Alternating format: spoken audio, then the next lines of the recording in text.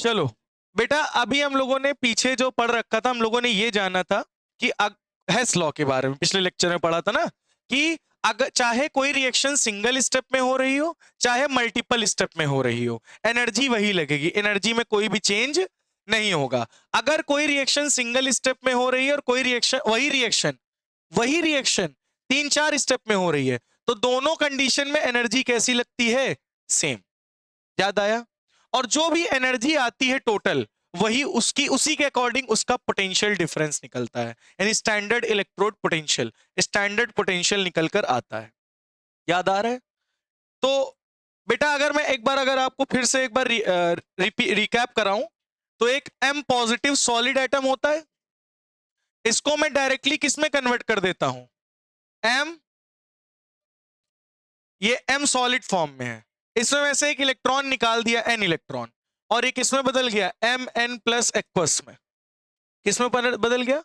M N plus aqueous में। अब आपको पता है इसमें टोटल एनर्जी कितनी लग रही होगी? ये लग रही होगी total energy TE, change in, क्या लग रही होगी? Total energy TE. अच्छा सुनो, तो यहां पे क्या है, सॉलिड फॉर्म में है, इसमें से अगर हम नंबर ऑफ इलेक्ट्रॉन्स निकाल लेंगे तो क्या हो जाएगा? M N plus aqueous form में, तो इसमें टोटल एनर्जी मान लो कितनी लगी? टीई। तो अगर मैं इसको एक स्टेप में कर रहा हूं तो इतनी एनर्जी लग रही है, मैं इसको अगर 3 स्टेप में करूं तो, चलो इसको मैं सबसे पहले सॉलिड से किस में बदलूंगा? गैस में, है ना? फिर गैस से हम क्या करेंगे? इलेक्ट्रॉन्स निकाल लेंगे, तो ये बन जाएगा M N plus gaseous form में, और फिर इसको पानी में मिला देंगे तो ये किस में कन्वर्ट हो जाएगा? M N plus aqueous form में। कौन से फॉर्म में? ये बात समझ में आई? तो सॉलिड से गैस में बदलने में कौन सी एनर्जी लगी होगी? Enthalpy of atomization. इससे एक इलेक्ट्रॉन निकालने में कौन सी एनर्जी लगेगी? Enthalpy of ionization. और इसको गैस को पानी में मिलाएंगे तो एक्वस फॉर्म में बदलेगा, इसमें कौन सी एनर्जी लगी होगी? Enthalpy of hydration. ठीक है, तो एंथैल्पी ऑफ एटमाइजेशन एनर्जी हमें देनी पड़ेगी, मतलब ये एनर्जी क्या होगी? हमें देनी पड़ेगी, मतलब पॉजिटिव होगी। मतलब ये कौन सी प्रोसेस होगी? एंडोथर्मिक। एनर्जी हमें देनी पड़ेगी। यहां पे भी इलेक्ट्रॉन निकालने के लिए हमें एनर्जी देनी पड़ेगी, मतलब ये भी कौन सी होगी? एंडोथर्मिक। और जब हम इसको किसमें डालेंगे? पानी में। किसमें डालेंगे? वाटर में। तो पानी के मॉलिक्यूल्स इसके साथ बॉन्ड बनाएंगे और इसको जोड़ लेंगे बॉन्ड बना के। जब जोड़ेंगे बॉन्ड बनेगा तो एनर्जी क्या होती है?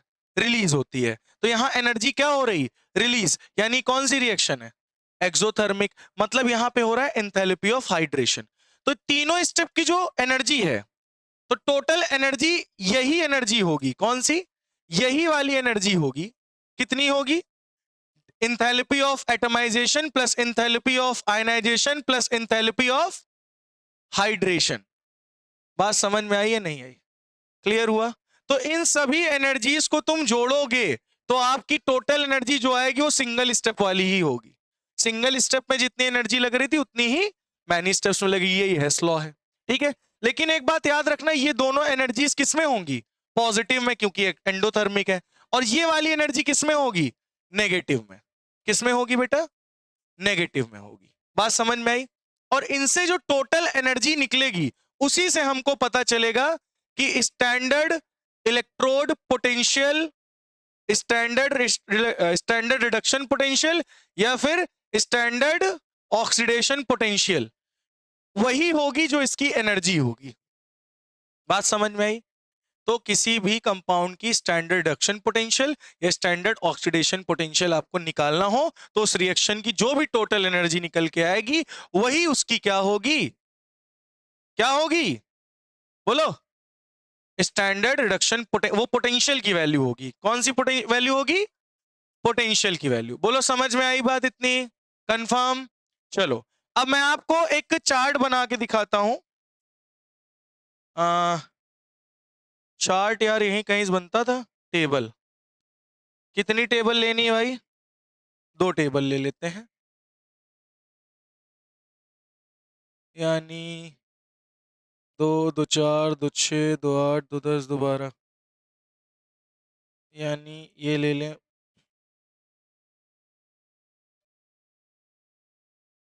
12 ये ले लें 2। चलो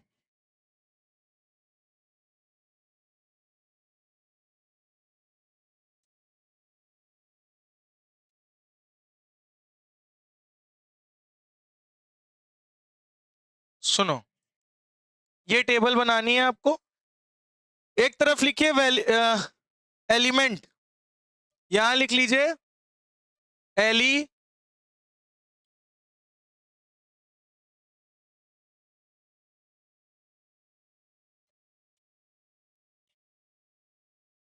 एलिमेंट,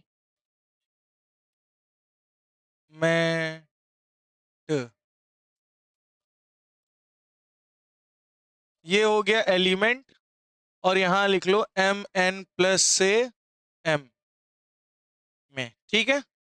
अच्छा, कौन कौन सा था वैल्यू बोलो?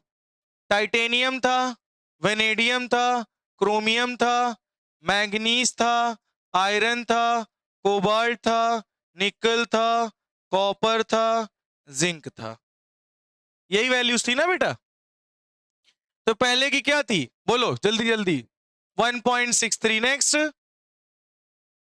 -1.18 ना, नेक्स्ट -0.90, नेक्स्ट -1.18, नेक्स्ट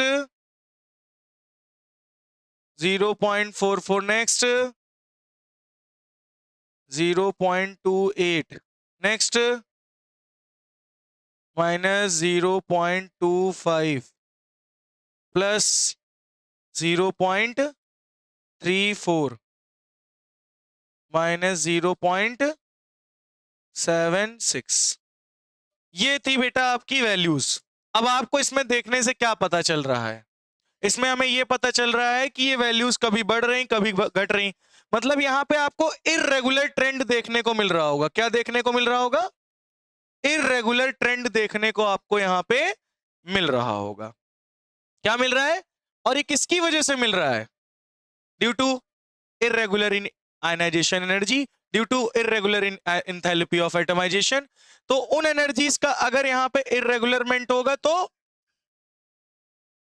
तो इनकी वैल्यू, जो रिडक्शन पोटेंशियल की जो वैल्यू है वो भी क्या होंगी? इररेगुलर। क्या होंगी? इररेगुलर। जैसे कि एक बात मैंने आपको याद करो बताया था, अगर स्टैंडर्ड रिडक्शन पोटेंशियल की वैल्यू, अगर रिडक्शन पोटेंशियल की वैल्यू, स्टैंडर्ड रिडक्शन पोटेंशियल की वैल्यू याद करो, पिछले लेक्चर में बताया था, जितनी नेगेटिव होगी, क्या होगी? जितनी नेगेटिव होगी मतलब वो रिडक्शन करना नहीं चाहेगा, और पॉजिटिव होगी तो करना चाहेगा, ठीक है। जैसे कि स्टैंडर्ड रिडक्शन पोटेंशियल क्या है? Mn+ से M। अगर मैं कहूं स्टैंडर्ड रिडक्शन पोटेंशियल ऑफ, इसका मतलब क्या है? इसका मतलब है Mn+ जो है वो कुछ इलेक्ट्रॉन लेकर किसमें कन्वर्ट होना चाहता है? किसमें कन्वर्ट होना चाहता है? M में कन्वर्ट होना चाहता है। इसका मतलब यही है ना, Mn+ से किसमें कन्वर्ट हो रहे हो? M में। तो Mn+ से M में कन्वर्ट होना तो कुछ इलेक्ट्रॉन लेने पड़ेंगे, गेन ऑफ इलेक्ट्रॉन, इसी को तो कहते हैं रिडक्शन। सही बात है। अच्छा, यहां पे मैं क्रोमियम ले लेता हूं, तो क्रोमियम का है -0.90। क्या क्रोमियम, क्रोमियम जो है वो यहां से यहां में बदलना चाहेगा? नहीं, क्योंकि इसकी स्टैंडर्ड रिडक्शन पोटेंशियल की वैल्यू क्या है? नेगेटिव। अगर नेगेटिव होती है तो वो कन्वर्ट होना नहीं चाहेगा, मतलब उसकी Mn+ फॉर्म क्या है? ज्यादा स्टेबल है, ज्यादा। चलो एक एग्जांपल हम आपको लेके दिखाते हैं, ठीक है। जैसे कि मान लो standard reduction potential of Mn+ से किस में बदल रहे हो? M में। और इसकी वैल्यू जो है वो कैसी है बोलो? इसकी वैल्यू कैसी है बेटा? नेगेटिव। कैसी है वैल्यू? नेगेटिव। अगर स्टैंडर्ड रिडक्शन पोटेंशियल की वैल्यू नेगेटिव होगी तो क्या Mn+ M में कन्वर्ट होना चाहेगा? नहीं। अगर स्टैंडर्ड रिडक्शन पोटेंशियल की वैल्यू पॉजिटिव है तो क्या ये Mn+ से M में कन्वर्ट होना चाहेगा? यस, ठीक है। निगेटिव होगी तो वो कन्वर्ट होना नहीं चाहेगा, अगर पॉजिटिव वैल्यू होगी स्टैंडर्ड पोटेंशियल की तो कन्वर्ट होना चाहेगा। इसमें देखो खाली कॉपर है जिसकी वैल्यू क्या है, क्या है, प्लस 0.34। देख रहे हो, बात समझ में आई है नहीं आई?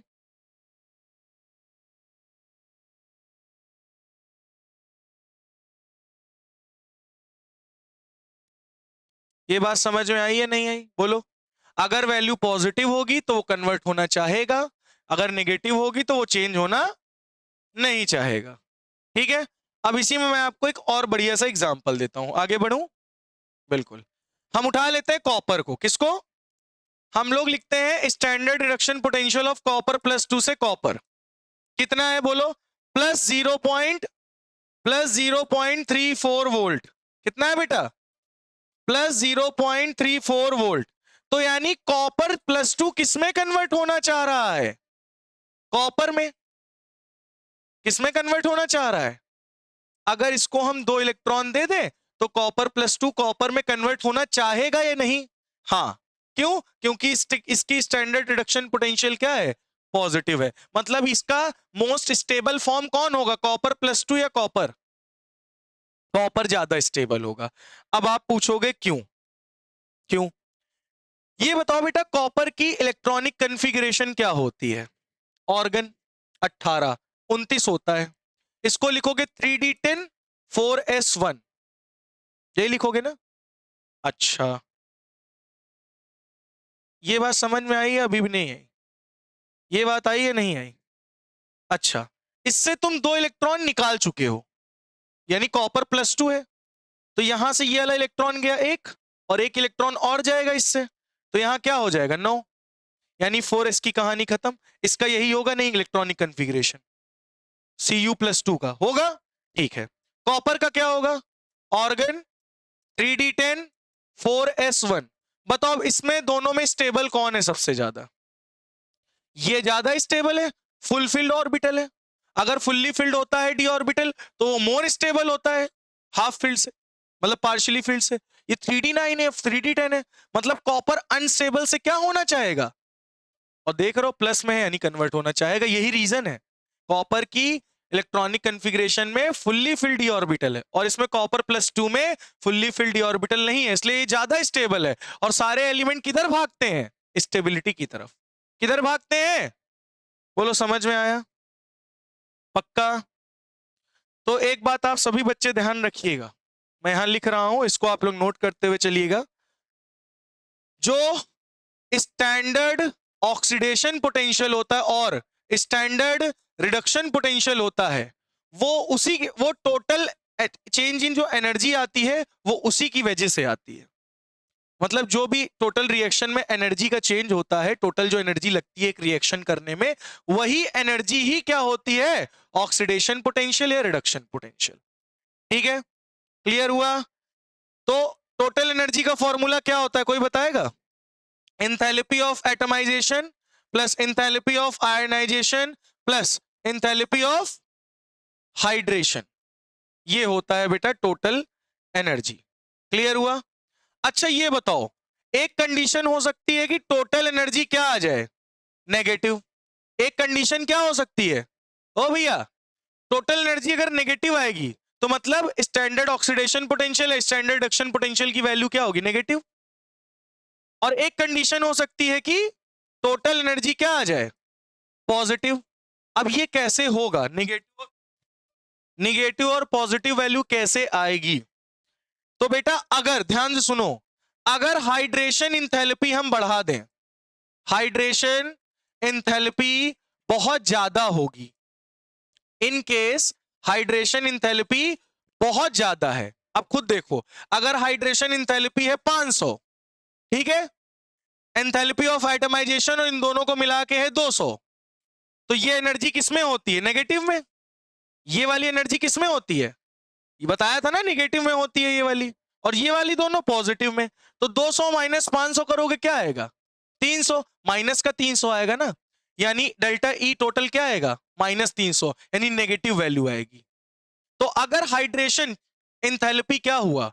बहुत ज्यादा होगा, तब उस कंडीशन में आपकी टोटल एनर्जी क्या आएगी पूरी रिएक्शन की, नेगेटिव, और स्टैंडर्ड ऑक्सीडेशन रिडक्शन पोटेंशियल भी क्या आएगा, नेगेटिव।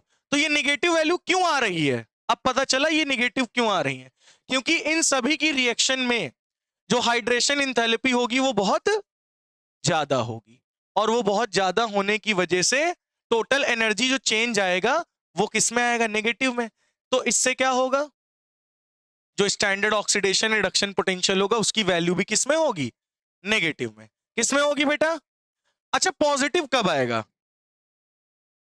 पॉजिटिव कब आएगा? जब हाइड्रेशन एंथैल्पी क्या कर दे, कंपनसेट। कंपनसेट का मतलब समझते हो? मतलब जैसे कि ध्यान से सुनना, हम इधर की एनर्जी कर दे 300, क्या कर दे, थोड़ी देर के लिए इसकी एनर्जी हम क्या मान लेते हैं, 300 मान लेते हैं थोड़ी देर के लिए, ठीक है।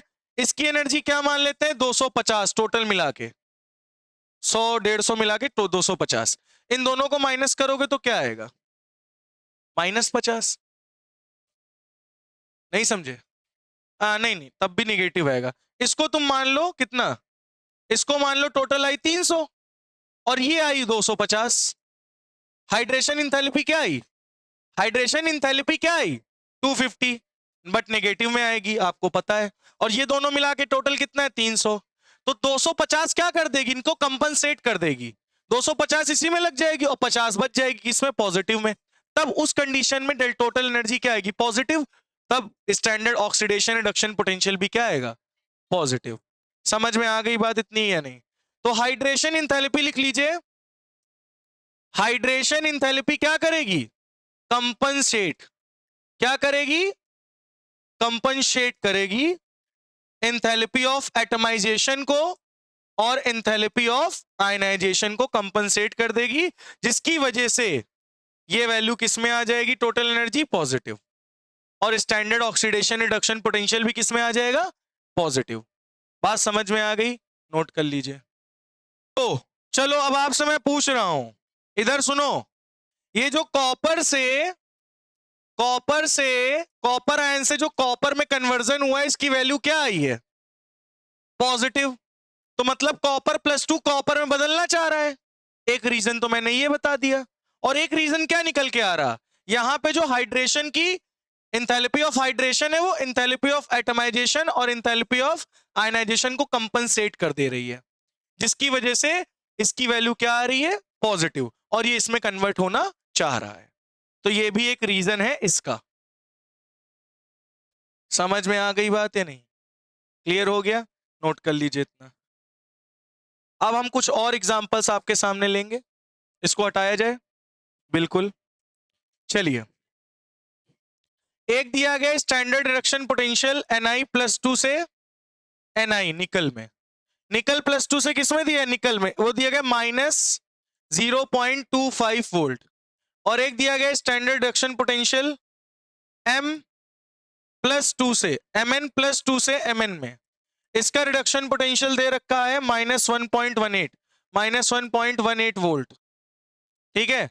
और स्टैंडर्ड रिडक्शन पोटेंशियल दे रखा है तुम्हारा Zn+2 से Zn में, और इसका स्टैंडर्ड रिडक्शन पोटेंशियल दे रखा है -0.76 वोल्ट। ये आपके 3 एग्जांपल्स हैं, तो एक एक करके हम लोग करेंगे इनको, ठीक है। चलो अब इसको करा जाए। चलो, तो सबसे पहले हम लोग किसको उठा लें, चलो मैग्नीज को उठा लेते हैं ना। तो standard reduction potential of manganese +2 से किस में कन्वर्ट हो रहा है, मैग्नीज में। +2 से किस में कन्वर्ट हो रहा है, मैग्नीज में। पोटेंशियल बताओ कितना है, -1.18 वोल्ट। अब हम आपसे पूछते हैं क्या Mn+2 Mn में कन्वर्ट होना चाहेगा, नहीं, क्योंकि इसकी वैल्यू नेगेटिव है। अब मैं आपसे पूछूं क्यों नहीं कन्वर्ट होना चाह रहा, तो आप क्या कहोगे, ये स्टेबल फॉर्म होगी, ये अनस्टेबल होगी। तो चलो देख लेते हैं, क्या स्टेबल है और ये अनस्टेबल है, देखते हैं। मैग्नीज का एटॉमिक नंबर 25, मैग्नीज का एटॉमिक नंबर, यानी ऑर्गन 3d5 4s2, तो 2 इलेक्ट्रॉन निकल गए, तो ये क्या हो जाएगा 0, 4s0, यानी इसके पास क्या बचा 3d5। इसमें आओ, आर्गन, भाई सही था ना, 3d5 4s2। अब देखो इसके पास जो वैलेंस इलेक्ट्रॉन है वो d5 है। d5 का मतलब समझ रहे होगे, पार्शियली फिल्ड, पार्शियली नहीं हाफ फिल्ड है ना, 5 है। अब हाफ फिल्ड है, 3d5 क्या है, 3d5 क्या है, half filled D sub shell, और ये ज्यादा स्टेबल होता है इसके कंपैरिजन में। इसीलिए मैंगनीज +2 से Mn में कन्वर्ट नहीं होना चाहेगा। आ गई बात समझ में? क्यों नहीं कन्वर्ट होना चाहेगा? क्योंकि इसमें half filled D sub shell हमें मिल गया, और मैंगनीज +2 आयन ज्यादा स्टेबल है इन कंपैरिजन टू मैंगनीज से। क्लियर हो गई बात? क्लियर हो गई बात? चलो अब इसी में हम लोग ले लेते हैं स्टैंडर्ड पोटेंशियल Zn+2 से, किसमें, Zn में, किसमें, इसका क्या है -0.76 वोल्ट। क्या Zn+2 Zn में कन्वर्ट होना चाहेगा? क्या है Zn+2 Zn में कन्वर्ट होना चाहेगा? इसकी वैल्यू नेगेटिव है, नहीं। क्यों? तो आप कहोगे Zn+2 भी ज्यादा स्टेबल है, यही बोलोगे ना। चलो देखते हैं, तो क्या लिखोगे, ऑर्गन 18 3d10 4s2, ये 30 होता है लेकिन 2 इलेक्ट्रॉन निकल गए, तो ये क्या हो जाएगा 0, यानी 3d10 बचा। यहां हो आर्गन 18 3d10 4s2, 30 हो गए। अब इसमें देखो क्या मिल रहा है, fully filled D sub shell मिल रहा है। इसका क्या मतलब समझ में आया? ये फुल्ली फिल्ड है मतलब ये ज्यादा स्टेबल है, मतलब डी Zn+2 Zn से ज्यादा स्टेबल है, तो ये कन्वर्ट होना नहीं चाहेगा। समझ में आई बात?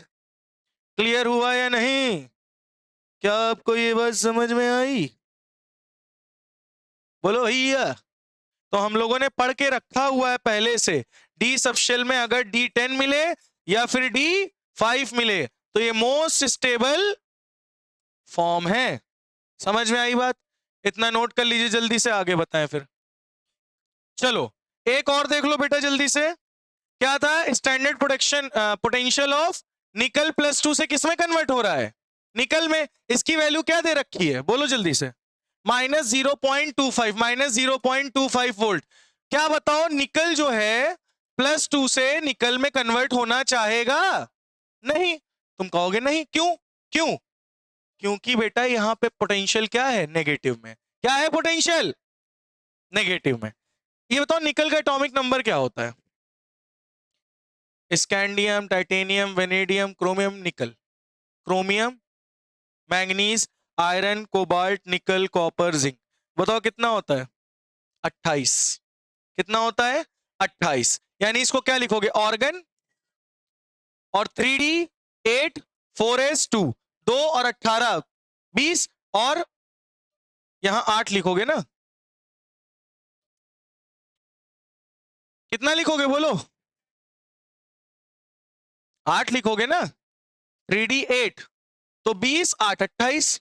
Scandium, titanium, vanadium, chromium, manganese, iron, cobalt, निकल, 28 होगा ना। ठीक है, अब यहां से 2 इलेक्ट्रॉन निकाल दो, हटा दो 2 इलेक्ट्रॉन, ये बचा। और निकल क्या होगा, आर्गन 3d8 और 4s2। अब बताओ 10 क्यों लिख देता है तू भाई, 8। अब बताओ इसमें कौन ज्यादा स्टेबल आपको दिख रहा है, बोलो।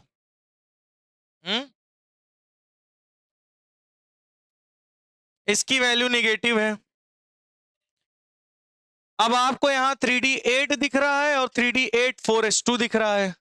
अब 3d8 में आपको पता है ना फुल्ली फिल्ड है ना हाईली ना वो फिल्ड है, हाफ फिल्ड है।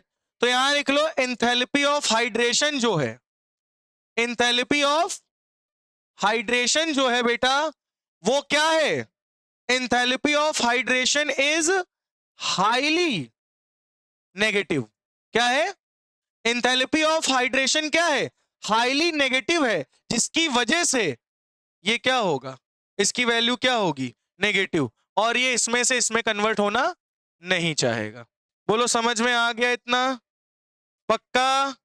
क्लियर ना? इसको नोट कर लीजिए, आगे कल मिलेंगे फिर।